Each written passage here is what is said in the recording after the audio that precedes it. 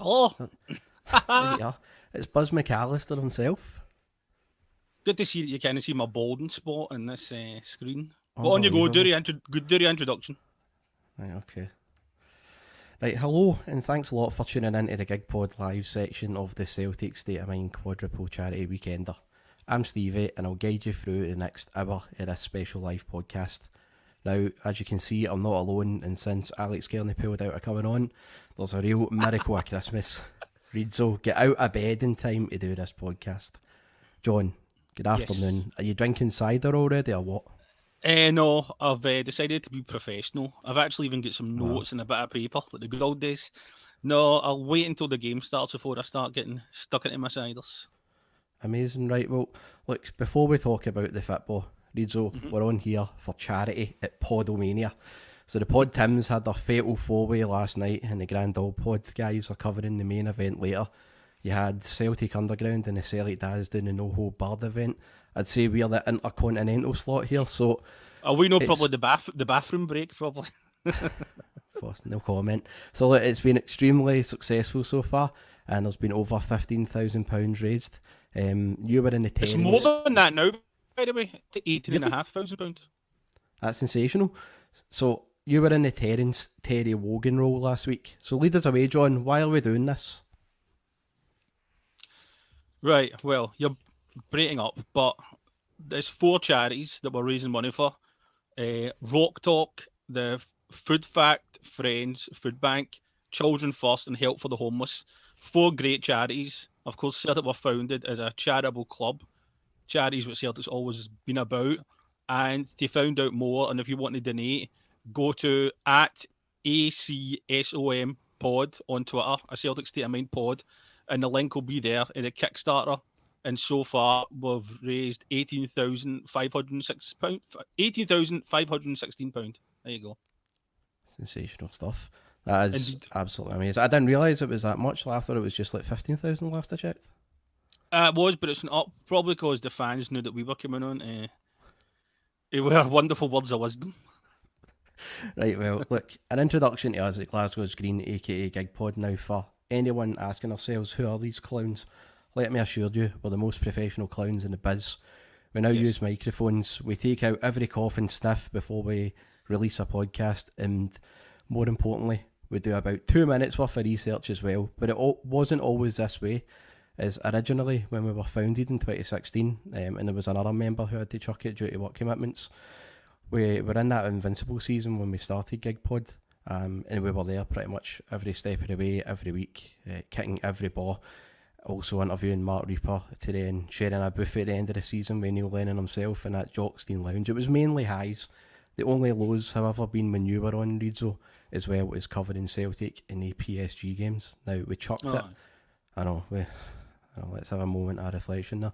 We chucked it in October 2017, but we made a return for this historic season, mainly because a nuisance known as Spunkphone, that's genuinely he's a prolific Twitter user. So he was on at us.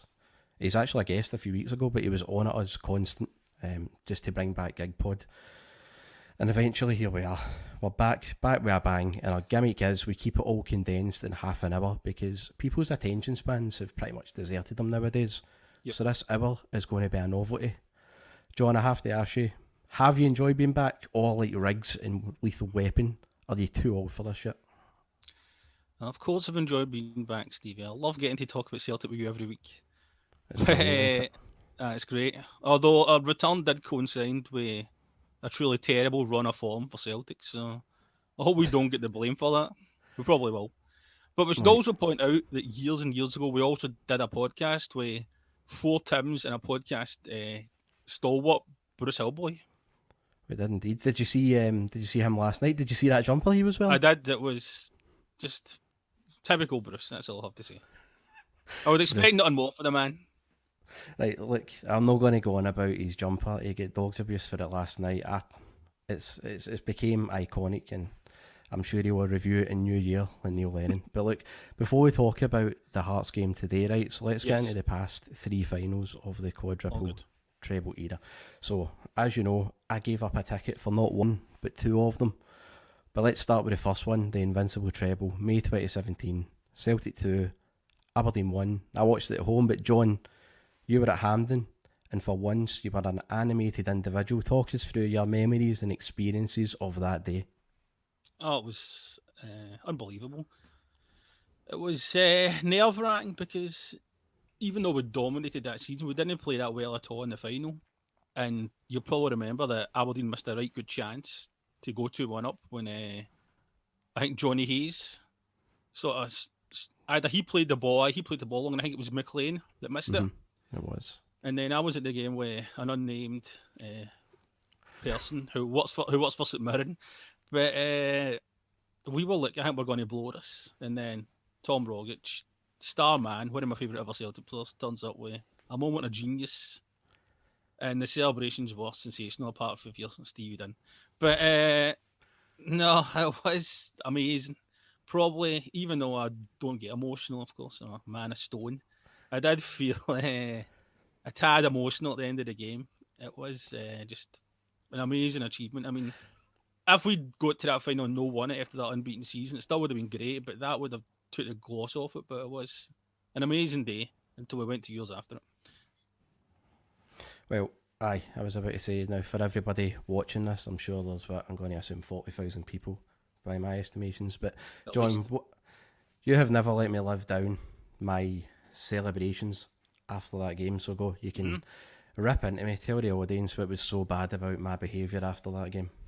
Well, no, it was because you lived near Hampden and you heard the goal being celebrated by the fans, or you heard the roar before you saw the goal on TV. So you decided not to go mad and celebrate. But then when we went to yours after, you were god mad and celebrated when Chelsea equalised against Arsenal for some unfathomable reason. Defend yourself. No, I can't, because Thank you. I can't. I'm going to have to skip. No, talking about that particular game, though, I think it was just because I knew, like, beforehand. I told you, like, you know what my shtick is. I always say we're going to win. Oh, good, it's a shtick, new final. Oh, why there was an I actually got to see an eye roll there. Is that what you do off camera every time we do this? But we beat Aberdeen, what was it, 5 out of 5 already that season, and every game was pretty much, we steamrolled them. In some cases, they didn't try. I mean, we went to Pittodrie and battered them a couple of weeks beforehand, and I never once thought we were going to have any problems with it. But the final turned out to be a wee bit closer than I would have liked, unfortunately. But yeah, anyway, getting into the celebrations, I remember saying, still to people in the chat I was in before the game, I remember saying, we're going to score 3 minutes into injury time. It's not going to go to extra time, because we were relentless. We were battering them for about 15 minutes. Like Sinclair, Roberts missing chances. We were all over them. And then when Rogic scored, it was just inevitable. I knew it was happening. But yes, I did hear the roar about 15 seconds before it actually showed it on the TV. And then when I saw the goal, it was a polite applause, and you've just never let me live it down. I don't understand how you want to run and jump up and down the house going mad. I know you had your child, but you still could have, like... I actually didn't. You're just making this Oh, I know up. you did. That's right. Yeah, I forgot. I forgot your mum was watching. But I don't know why you didn't lose the plot. I mean, I certainly did at the game, and I'm not that type of guy, you know. No, But no, that's enough slagging. Let's go into a happier day for you now. The season after the cup final against Motherwell, the 2-0 win, one of the best days of your life. So tell the viewers why. It was. So you're talking about me not losing the plot in that particular game, but the Motherwell one I did. I think as well I had a personal wee beef with Motherwell. Just that was at the start of the bizarre live, laugh, love social media era. I know you loved it. I know they were working me into a shoot. So anyway, at that game, the game that I didn't give up my ticket for this time, we obviously won 2-0, and McGregor and Cham, they just settled it early. That was one of the, again, before I go into how it was one of the best days out. Somebody a player that's never mentioned in that game was Moussa Dembele. I thought he was outstanding that game. He bodied Motherwell completely. I mean, there was at one point, even just setting up Cham's goal, I think he laid it off to him, and there was like 3 Motherwell players around him. He just used his strength so well, and he's been such a big miss for us, especially in a season like this when you need a pure brute up front. Dembele would have been brilliant for us like that. But anyway, to get into the game itself against Motherwell, before the game, it was myself and another unnamed individual who were sitting together, and we were sitting. I think it was maybe the area, the stand opposite. You know where the dugouts are at Hampden? Aye. Mm-hmm. So I remember, I remember going to come up for Aikenhead Road, and I remember saying to this individual, "Look, I've lived near Hampden all my life. I know what I'm going to do. I know how we can take a shortcut." So this individual, again unnamed, was rolling his eyes, going, "I don't think you know what you're doing." And I had a few drinks before it, right? So I'm just in my arrogant persona. No Dales can convince me that I know best here. And I went, "Look, we're going to take this way. This will get us into the ground quicker. Then we'll just take a big shortcut to go in." And this individual the entire time's going, "We're not going to get in. You're taking us around the wrong way." So I'm so adamant that I'm right here. And it turns out, right, that we actually go into the gods of Hampden, to the point where you can't actually cut from this area to go round to your seat. And this was 10 minutes before kick-off. And I seen my face, John. I was mortified. I mean, genuinely, I just put my hands up and I went, I tried to get out at Big O, and it was a work. But no. Your usual get out. It's my usual get out, but this person just wasn't having it. So How was it one of the best days of your life then? Because I ended up getting to see it. I ended up pleading with a steward, and the steward took pity on me. I think it was nearly tears in my eyes, and he went, "Right, go in your seat." So we got to see it. The game itself was settled early. It was a roasting hot day, and I think after it, Did you go to Celtic Park? Didn't, because we went into the city centre after it, and we just got steaming. But it was just a brilliant day. It felt like such a long day. And unlike the previous final, there was not any rain at all. It was just a sun splitting the sky in Glasgow day. It was fantastic, and it was just a real party atmosphere. And the scenes at Celtic Park after it, I saw the next day. I was oblivious they were even happening, but it just looked like it was such a great celebration. It was brilliant. That's what I've been, winning a cup final is all about, really, isn't it? And I had to work and I missed all the fun. So let's talk about last year's final now. Another interesting day. Again, you gave up your ticket and I was working. And it was an interesting aftermath to the game, shall we say. But let's talk about the game. Well, when do you want to start? Because the first half was a non-event. It was terrible. It was awful. A rubbish game of football. Only came into light in the second half. I think, was it Edwards that scored for Hearts, wasn't it? Aye. Former part of Thistle Lane. See when he scored, did you think at that moment, because Brendan Rodgers wasn't the manager, because we'd been stuttering a wee bit in the league under Lennon, we had like a few goalless draws, I believe, as well, and we had to really rely on last-minute goals against Hearts before it, and then Dundee, I believe, at Dens Park to really seal it, and obviously Rangers after that too. Did you think our luck was maybe running out and it was going to catch up with us at any point? This will shock you, but yes. I thought because we've been playing so ropey, even no ropey this season, but by our standards we were playing ropey. I thought, oh no, we've blew it. Lenny's not going to be the manager. But then thankfully Eddie won that penalty, scored it himself, and then done his usual with a winning goal, superb finish. And then after the game, it was announced that Lenny was getting offered the job after talking to Peter Lowell in the showers.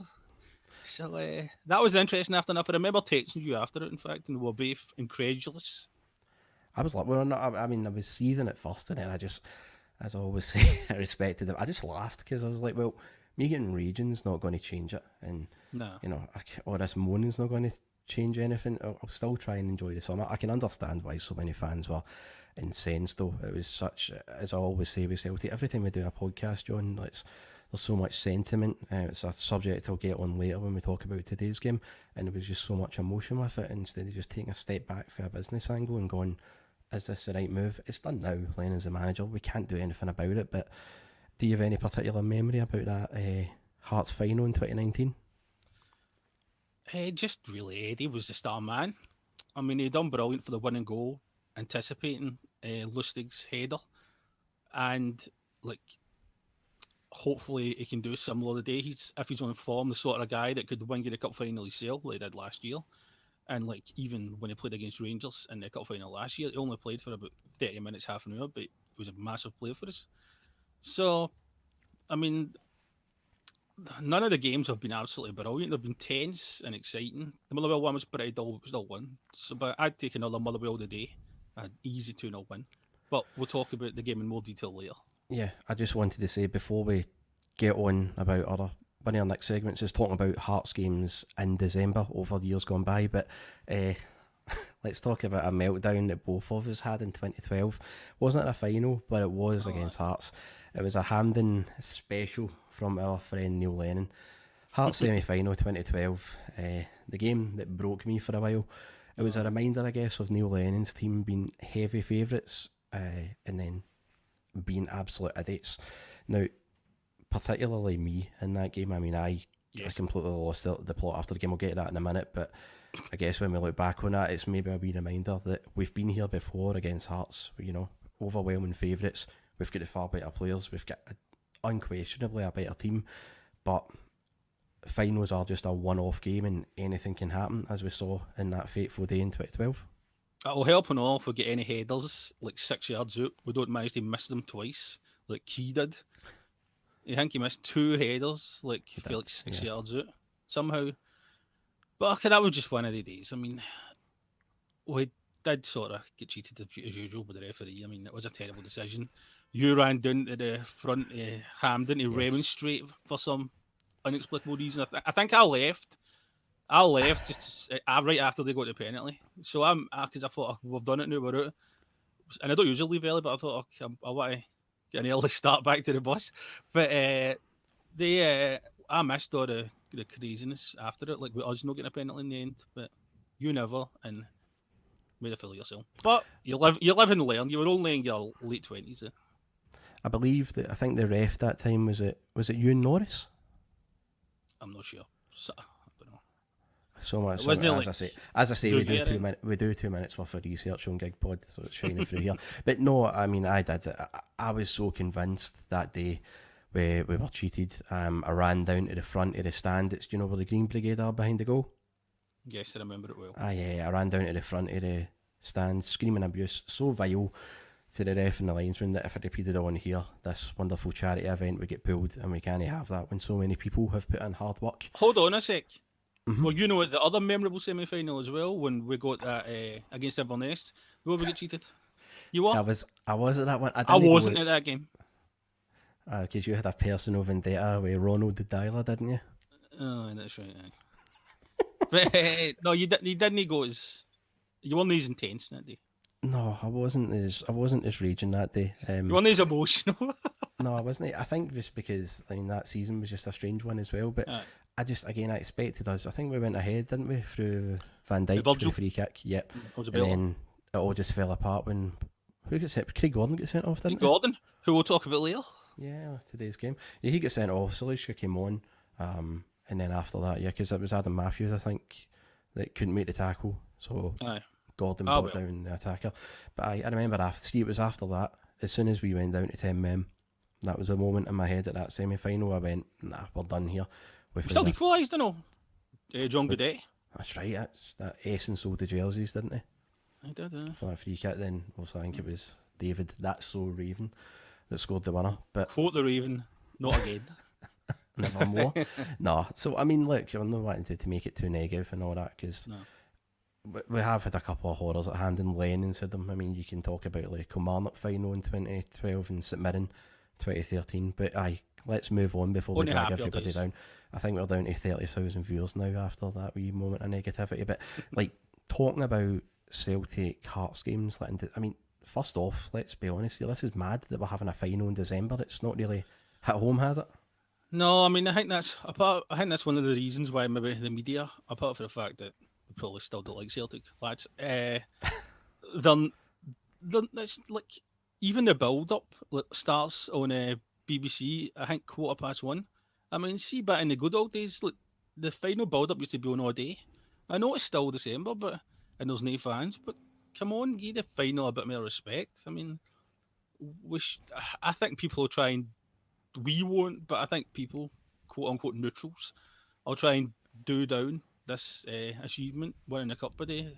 Like, I know we're not happy about Celtic this season, but I mean, 4 trebles in a row is never, ever, ever going to happen again. And I think more should be getting made of it. Yeah, I would agree with that as well. I mean, I'm actually stunned that it's still in play. I know the league get pulled last year, Aye. last season, this year, rightly so. But and I'm very surprised the Scottish Cup didn't either. What was the reason for that? Is it just down to I think they whole were. I think sponsors they were thing, or- hoping. Well, sponsors, and I think they were hoping the fans would be back by now. I There think we they are. tried to delay it as long as possible, but of course that's not happening. We couldn't. The idea to move it to Inverness, which the Inverness chairman or chief executive had, was sadly didn't happen. But that was up. Did you hear about that? No, this is news to me. Please Inverness. expand. I think the chief executive offered to host the final because they can get fans. They wanted 150 Celtic fans and 150 Hearts fans to go to the game, and they would have played it at Inverness Stadium, but the SFA turned it down because they said it contractually had to be played at Hampden. That would have just been weird. I mean, It's for weird enough once- as it is, but yeah, I've got to say, for once, I would rather watch it at a empty Hampden than up in Inverness with 300 fans not being able to properly celebrate it. That would have just been even more bizarre. That's mad. I know. I couldn't get it when I read it. Good bit of No, research here by me. Brilliant research, Reeds. Thank you, you're brother. the brains of this amateur Brains of the operation. amateur operation, if we will. Aye. No, so as I was going to say now, look here, we're half an hour in. We usually finish by now. I know, unbelievable. Have you how many Red Bulls have you taken? No, I'm getting through natural adrenaline. Right, well, natural adrenaline is how we felt Adrenaline. over the next couple of games. I don't know about you. I mean, I wrote down talking about some Celtic-Hearts games in December over years gone by. There's two that really stand out for me, good ones. The first one was Celtic 1, Hearts 0, 1997. Craig Burley scoring. That was when Hearts had a right good team then, and up until maybe April. March. Was it March. March? Aye. Yeah, you're right. Okay, showing your age there, John. So You they bastard. did have Hearts had a right good team that season. For any listener who might not know how Hearts haven't always been a jobber club, as you know, languishing in the Championship. They were really, really decent, and that season they ran Celtic and Rangers all the way, up until pretty much the end of March. But that was a game that we really had to win, and it was pivotal in us stopping the 10. And I remember it was a strange game though, wasn't it? Because we had all the ball, but we couldn't really break Hearts down. They were a right stubborn team. They set up really well against us, and then you had Craig Burley just take it in the chest. I think Larson might have set him up, and he volleyed it in. I think that might have been Harold Bratback's debut. Because that's right. Back in the days when we used to there was no transfer window. You could sign players in December. You could sign players in February and all that, couldn't you? It was a strange era. I mean, I loved that era. Growing up watching Celtic, growing up watching football was brilliant. But that particular game, I always remember sticking in my mind when I was sitting in the North Stand, Block 102. That I remember my granda saying to me how big that goal was, and he was right, because in the end, every point was critical that season, and stopping the 10 and winning the league, and that Craig Burley goal, it's so well taken, and it was just a pivotal moment for us. It was a big win. It's hard to believe now that games against Hearts were like sort of title deciders in a way, but they did push us for a long time that season. But no, Craig Burley might divide opinions now because of what he says, but he was a brilliant player for us. His first season especially, man. I think he won Player of the Year, fully deserved. Of course, scored the goal against Rangers at New Year. Oh no, I never. Was it him or Jackie Mack? Was him on it? No, Aye, it was he's- him, Jackie then Mack. then Paul Jackie Lambert. Mack set it up. Of course, Jackie Mack set it up. Aye, but no, he was a great player for us that season, and that was a big game and a big win. It was fantastic. I mean, lest we forget as well, to anybody that doesn't know, Craig Burley, just like he was on the Four Tims on a podcast, he was a guest for Gig Pod 2 back in April 2017. He was fantastic, really, really good to speak to, dead insightful. And as you say, he did split opinion, yeah, but he was a really, really good guest. And personally, I mean, he was a brilliant player. It's fair to say that I'd say the player that took over for him in terms of replacing him was probably Stilian Petrov in the end, wasn't it? Yep, it was. I would say that Stan was probably Closest even to- better than him. Yeah, But aye, agreed. right, next game, Next game I also noted was Celtic 1, Hearts 0. Victor went quite similar to the Craig Burley game and goal. Victor Wanyama's amazing strike in 2011. You also had Fraser Forster, who was a huge part that day. So Wanyama and Forster both really played their part in I guess it was started 1 in a row. There was a season that kicked off where we are now to try and get to 10. But aye, what was your memories of that day?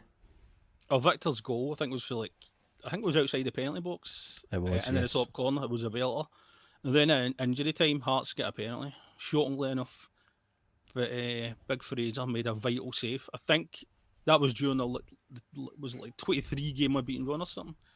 It was for midway through, yeah, because we kicked it off at Fir Park in the end of November. No, Rugby Park. Yeah, you're right. But the real sort of run was when we beat Motherwell at Fir Park in 7th of November 2011, and we really went on some run. I know. Well done. Thank you. I was thought about it with Grand Old Podcast Hamish a few weeks ago though, so that always stuck in. It was in episode 2 we did a gig pod. But yeah, my memories of it was when Yama scored that goal and Foster made the save. Do you know it was very similar to?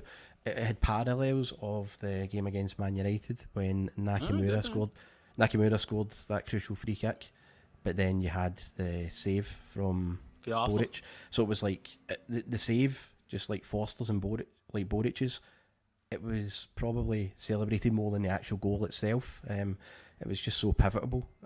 Pivotal. There we go. See, I'd usually edit that out. I can't do that now. Pivotal, I meant to say. Yes, but they were great. Now, also, one that I've pointed out was a strange one in 2013 where there was all this talk about us playing Hearts and it was going to be such a tough game for us and Hearts were going to be up for it. All the cliches, but in the end we won 7-0 when we beat them in 2013. Was that in the cup? It was indeed. Lustig scored an absolute screamer for like 30 yards out and off the bar. It was a strange game because I think Common scored a hat-trick as well, I believe. By any chance, was that game of Football in Utopia? Yes, that was that one. I remember now. You always had that right being your bonnet about that one, didn't you? It's because Hearts were so crap. I mean, if we beat Rangers 7-0 or something, fair enough. But I mean, come on, Hearts. Well, if we win today, if we win 7-0 today, it'll be a Football in Utopia. Hearts did get relegated that season as well, didn't they? They did. They won the much cup. Gutted for them. And the other Hearts December game that I remember having a real weird feeling about was the 2-2 one at Tynecastle. Near Beaton opened the scoring. I think they equalised. Tom Rogic made it 2-1, and then that Osman So scored a screamer a free kick in injury time. Watched that in a pub in You watched it in a pub with me. Were you there? Aye. That's right, yeah. That's how memorable it was, John. But we were both. Unfortunately, I think an Aberdeen fan and a Rangers fan were there as well. They were actually. You're right. It was a very strange experience. But when that goal went in, you still. I mean, it was just symptomatic under Ronnie Dyle in that season, wasn't it? The players. I mean, at 2-1 just switched off. It was some strike right enough, but I think that particular game was just the one where you had just exhausted your patience with poor old Ronald. On reflection, it's probably a bit harsh on Ronnie. I mean, he was on a hiding nothing, really. It was never going to be easy for him. And he won his 2 leagues, and I don't know. I'm more patient these days with football managers. I know, I'm noticing that. Right, well, look, we do indeed have the game against Hearts today. John, yes. Your surname is Reid, but 2 weeks ago it might as well have been Park because you scouted Hearts while you were working at Capello. So, give us a lowdown on them. Who should we watch out for in this Hearts FC team? Come on.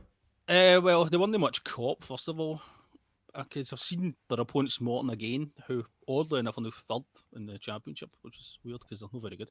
But no, I mean, Hearts, I think their best player was probably Andy Irvine, who's a midfielder, who sort of kept them going forward. It was him that set up Jamie Walker. He scored both the goals.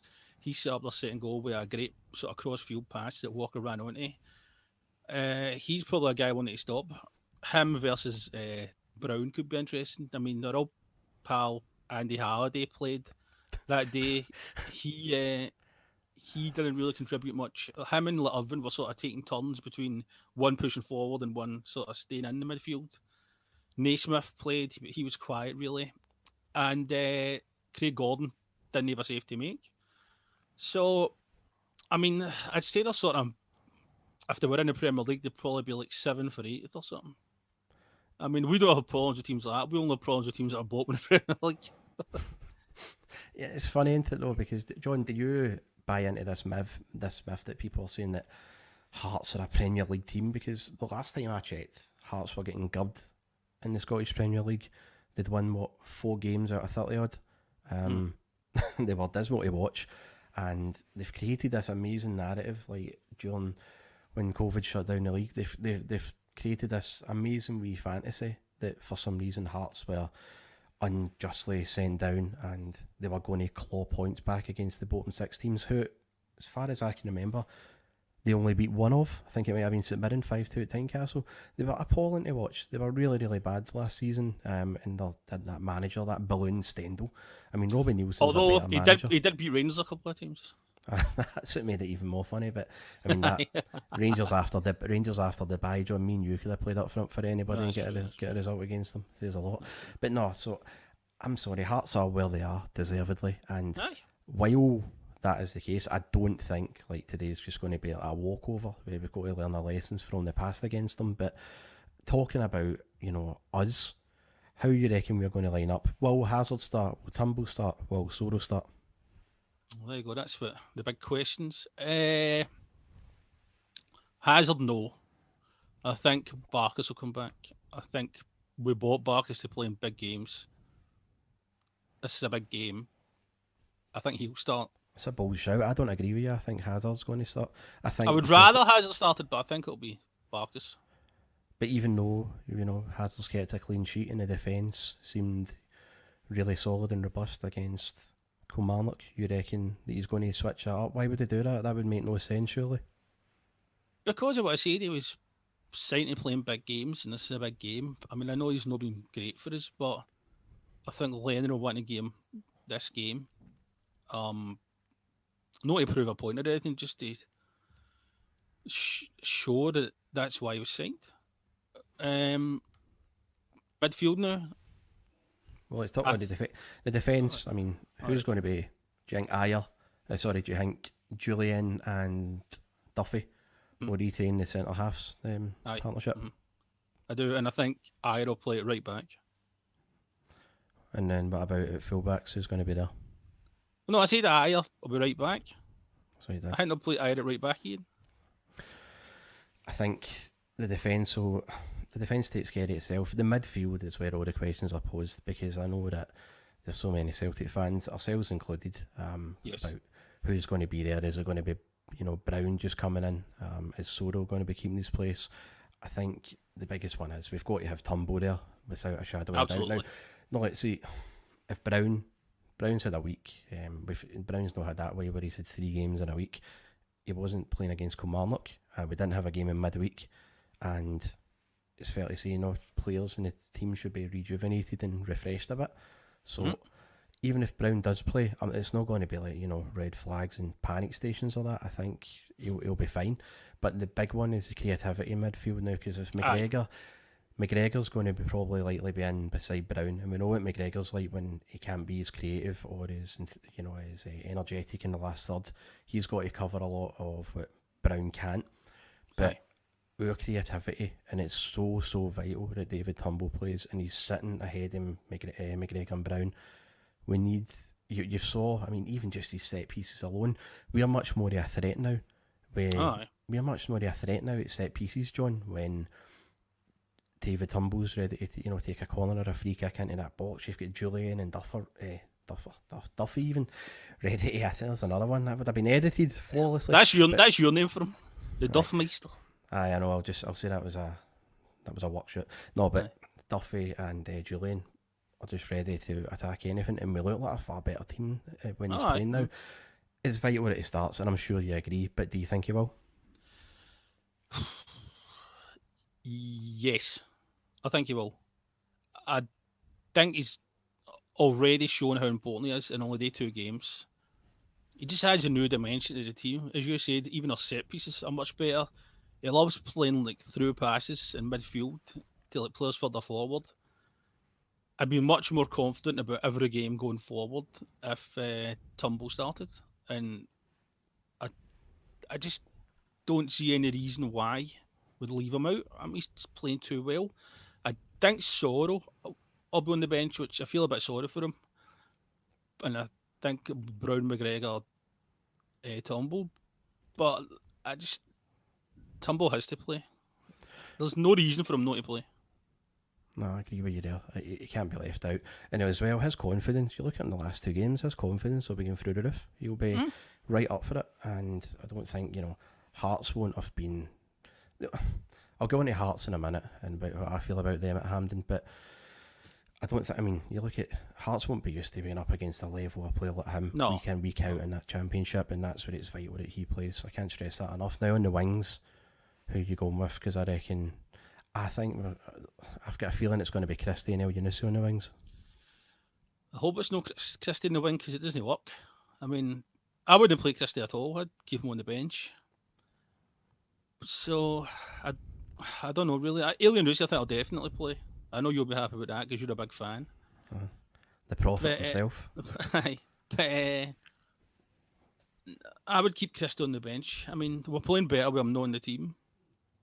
And I think he'll be in the bench. Now, do you think we'll play 1 or 2 strikers?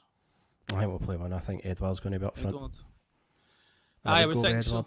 so. I know he's been off the boil and he's been nowhere near as prolific as he was last season, but look, this is a big game for us. He's a big game player, and if there's any player that I do trust, it'd be 1-on-1. It will be the big man himself, and it's going to be quite interesting because Craig Gordon, who he's going to be up against, will know. So he's played with Edouard, and he'll know his tricks. He'll know maybe when it comes to penalties where he'll put it, stuff like that. So it'll be interesting, but I'd be very confident going with Edouard. I just think he's still the main man for us up front, no matter how his form is. And I think, if there's anybody that's likely to get a goal for us today out of nothing, it will be either El Yunusi or Edouard, and I'd be going with him, definitely. El Yunusi playing I would play El Yunusi just behind Edouard. I wouldn't play him on the wing. But I don't know. I mean, we'll find out soon because the team will probably be out by the time half an hour or so. Probably about half an hour or so, won't it? Probably less than that. I mean, it's 1:45. Game kicks off in 90 minutes, so we'll find out soon. Can I just tell you something? Yes. I'm just checking a couple of things on my phone because I don't usually check my phone when I'm doing these, but apparently your curtains are getting an absolute slagging. They're no mine, they're Manty's. So is that a guilt trip? Are people going to be now having to take that back because it's your auntie's curtains? What's the problem with them? I don't think there's a problem, but people apparently are giving them pelters. I don't know exactly what's been said. I'm just checking on my phone, just saying Reedzo's curtains are getting a slagging. I mean, as long as it's not my bald spot or my other horrendous problems. But, Right, Buzz McAllister, let me move on now to the big bit that I'm a wee bit concerned about is, it's a reminder that Hearts have turned up and they've beaten Premiership opposition this season at Hampden already in Hibs, and Craig Gordon and Stephen Naismith, and as much as we give him pelters, as much as he is an idiot, guys like Andy Halliday do carry experience, and it's not going to be a stroll in the park today, and we really should win. But are you concerned about the fact that they've already beaten Hibs, and are you concerned about the fact that they were an underdog before and they rose? So I've just saw the comments about the curtains. What are they saying about the curtains before you answer that? I'm truly hurt here. I'm not going to dignify them by mentioning it, but I'm truly hurt here, and I'm expecting an apology from my aunt. Do you know what's so funny, John? It's in this world of being kind, #be kind, and this is a charity podcast as well for mental health. Your poor mental health is getting taken to the cleaners. Do you need 5 minutes to settle? Then do you want me to carry the rest on myself while I do that? I'll only be able to survive by going and drinking a load of bottles of cider after we finish. But hold on, what kind of ciders are you drinking now? Kopparberg the day I've got. That's actually alright. I was expecting. Oh, do you know what I was expecting to hear? Like Flatworm Strongbow or Frosty Jack or something. But no, Kopparberg's alright. No, I'll go and buy a bottle of that to drink during the park after we win, of course. just sitting I just sit on a bench somewhere, raise a bottle. We've done it, lads. That's what I'm saying. But right, back on to Andy Halliday. What were you saying about him after we get sidetracked by my curtains? Right, do you have any concerns about the fact that Hearts have been underdogs before and rose to the occasion, and maybe this sort of thing suits them more? Are you a wee bit concerned about that at all? Because realistically, the pressure's off of Hearts here, and it's all pretty much on us. It's a free shot for them, and everybody is watching us, waiting to fail. And I'm just wondering how much of that is going to be playing in the minds of some players and all that today? No, I'm more concerned about what we do, really. If Hearts end up winning it, it'll be because of our mistakes. I mean, we are much better than them. I know that's not been a factor like in the past this season where we've get beat off Ross County or drop points to other teams we should be beating. But it's about what we do today. I mean, I don't really rate Hearts at all. We are much, much better than them. And if we're smart, we'll win. So I think it's not to do with them being underdogs. It's more about us being smart and sensible, which we haven't been too many times this season. But hopefully, in the last few weeks, we've showed that we are being smart and sensible. And if we do that, then the Scottish Cup will be where it belongs in Celtic Park. I agree. I mean, it's like Motherwell when he played us in the second final. Aberdeen and Hearts the season before, this one, they were all underdogs as well, and Celtic were professional enough to turn up and do the business, and that's all we have to do again, and just focus on that. And it is just all about us. It's it's the Craig Gordon factor. He's been there several times with Celtic. Stephen Naismith's done it with Rangers, and I know Andy Halliday hasn't, but still that experience will definitely still help Hearts, because he's been to Hampden plenty of times in the past and all that as well. Let me ask you this one, right? See if, and I highly suspect we will, but if we do win today, yes, will that reignite our season? I don't know. I think winning at Ibrox would really reignite the season. I think we're expected to win this game, and obviously winning isn't easy. Only big teams and good teams can win trophies. They don't lose to teams like St Mirren. But I mean, it will be good just to show that we've still got the mentality that seems earlier on this season to sort of go out the window, that we're able to win big games. So I don't know about sort of restarting the season, like kickstarting it again. I don't know. I mean, I think for that to happen, we'd need to win today, then every game up until Ibrox, and including Ibrox, and if we do that, then we're really right back in it. What do you think? Well, I like the fact that a lot of these players will be needing a lift. They'll be needing major confidence, and I think winning a trophy gives you confidence. And I mean, the fact that the players, we've seen how Lennon Celtic went on, or they weren't at their best last season before the Rangers defeat at Celtic Park. Aye. But after they beat Rangers in that game, we didn't really deserve to. We still went on a run after it. You saw under Rodgers' teams when we won the Betfred against Aberdeen and Motherwell in those games too. We still went on a run after them. Maybe Rodgers' second season, I think we faltered a wee bit, drawn to Hibs, and then we get beat against Hearts. But the fact is, a win of a cup does give a lot of players confidence. It brings a feel-good factor to the fans again. And you know what? They've just got to enjoy it if we do win it. It can't be one of the ones where we, it's won and then all of a sudden the next day it's back to negativity. It should be enjoyed. It's never been done before. And I think after this season and after the year it's been, and especially after yesterday's news with yet more COVID restrictions, I know it sounds daft and it's a cliche, but stuff like this in football does give you a wee bit of a lift day to day, and it's going to be... it does. It does, and I don't think there's any Celtic fan out there that, despite not agreeing with Neil Lennon still being the manager, despite not agreeing with how the club's ran, despite not agreeing with the way that this season's went, I don't think there's any fan out there that's wanting us to falter against Hearts. You need to have a boost back. You need to have a feel good factor back, and honestly, I think if we do win today, it will go a long way in seeing how this run goes, because I don't want to think about not losing, but for talking sake, if we don't, then we've got this run coming up where we played Ross County, who have now they'll have a new manager in place. They get rid of Stuart Kettlewell, and you know what that's like when a team's got a new manager, and that it's always a trickier sort of fixture. So that's going to be tough now already. Aye. We go away to Hamilton, who they've won again, and Plastic Hamilton pitch. And Hamilton now look as if their wee spell they've got out of that, because they won yesterday.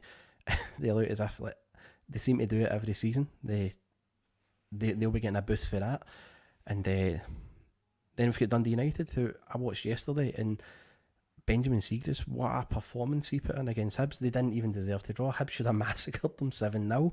And they'll get a boost for the fact that they drew a tough game away yesterday that they were expected to get trounced in, or they should have get trounced in. So it ain't going to be as easy as what we think. And I know, but I mean, if we've got any hopes of winning the league still, we really should be winning the games we've been talking about. I mean, it doesn't matter how good they're playing, we're better than them.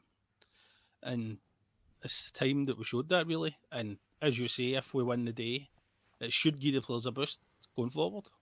Yeah, definitely, especially guys like, Turnbull, guys like Soro, guys like Connor Hazard, you know what I mean, lifting a trophy. That's how I'd hope. Being winners, and then, as I said in the podcast last week, you've got a guy like Hazard who's now won a trophy. Say he keeps a clean sheet again today. That defence just trusts him more and more, and all of a sudden, this is a guy that's going to grow in more confidence and stature, and it can only be a good thing for the club and the team on the pitch in this run to come. I was just checking if the team's been announced yet, but unfortunately, what did they say about your curtains? Are they slacking them? Still? I'm not looking at that now. I'm too upset about that. I'm looking at Twitter now to check if the team's been announced, but none yet. But there have been fans at Hampden not to see the team coming in, so there you go.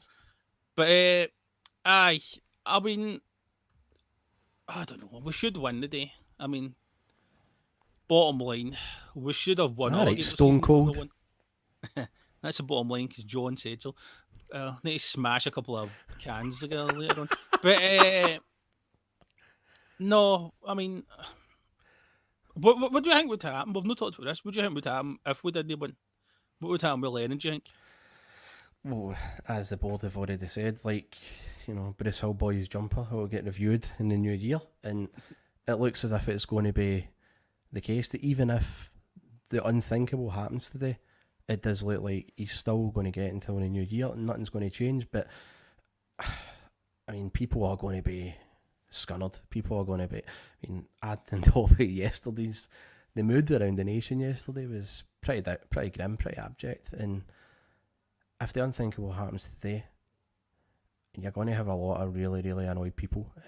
I don't think we would see the same scenes that we saw against Ross County, but there'll be a lot of calls for the manager and the coaching staff to be forcefully removed from Celtic. I personally don't think it would happen, even in the event of a loss today. But let's just hope that doesn't happen. The thought of Hearts and their fans online and gloating and never seen. I mean, what they go on about that 5-1 stuff against Hibs, don't they? Like 8 years later, they don't shut up about it.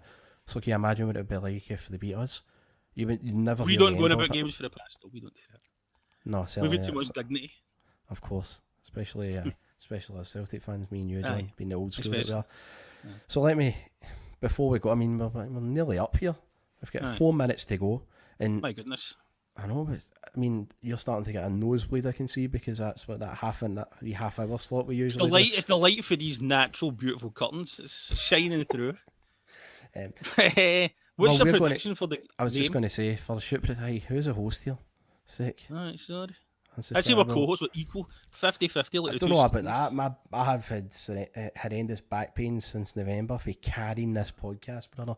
But now, hold on a second. In fact, I've just thought, see, before we give the predictions, do you want to plug our podcast special coming up podcasts? No, I'm not going to do it yet because I'm waiting until it's all 90%. But the fans will love it, and there's going to be a competition that we're doing as well. That's right. But yes, I'm going to wait until it will probably be announced tomorrow or Tuesday for the next upcoming chat podcast we're doing. It's going to be a massive feat to follow Spunk Phone, but here's hoping this certain ex-player can do it. I know there's a lot of pressure on, but he handled pressure in certain games against Rangers very well. And the competition will be really cool for fans. It will just be good to do a giveaway, and good luck to everybody concerned when it comes to that. But no, we're going to be back anyway. Tonight we're going to do a review pod. So hopefully we'll be able to patronise a lot of Hearts fans. Hopefully I'll be able to, sneer my way through it for half an hour, and you'll be able to agree with everything that I say as well for that time. I don't know about that, but the rest, yes. And yeah, so you asked me for a shoot prediction. I think I'm going to go with. I think Hearts might score. but I think it will be 3-1 here. I think 3-1 Celtic, and I'm going to say goal scorers will be... I think Edouard's going to get back in the score sheet. I think El Younoussi will score. And I'd like to see it rounded off by Turnbull. Yeah, it's what he deserve. But I also can see a defender like Duffy or Julian scoring as well. Aye. I think we've got it right in us now, because Hearts with their set pieces, they'll have like Halkett and that Popescu guy at the back, so they'll be quite a threat as well. But I reckon 3-1 Celtic. What about yourself, Rizzo? Similar margin, 2-0 I'm going for. I think Eddie and El Younoussi a goal in each half. Hearts I think will hopefully score early on. Hearts will probably have a spell where they give a couple of problems and then score the second after about 60 minutes, and then that'll be it. We can just take it easy the rest of the game. And then we're playing like 3 days later. I just realised we're playing Ross County Wednesday, so no lot of time to celebrate. I mean, it'll be weird after the game. I mean, the players will just get the trophy. If we win, the players will just get the trophy, then that's it. Aye. Neil lap on, alright. What a sad day. We Really? deserve a lap at honour, John, for doing this for an hour. We're out of a wee comfort zone of 30 minutes, but I think we've handled it well. But somebody that's handled it far better, I have to say. Look, a huge thanks to Paul John Dykes for organising this event, asking us to come on, and I think for everyone for tuning in. Like, hopefully more money is raised through the course of the day. Well done to all those podcasts that have taken part already, and a good luck to all the other podcasts who are involved. The Grand Old Podcast guys are on in the main event tonight. Hopefully they're reviewing. Hopefully the other is reviewing a good Celtic win. But at Gig Pod again, as I said, we'll have a review pod out after the final. We'll do a recording tonight. We'll get it out for you. You know, about 9 or 10 tonight. Hopefully talking about another Celtic victory at Hampden.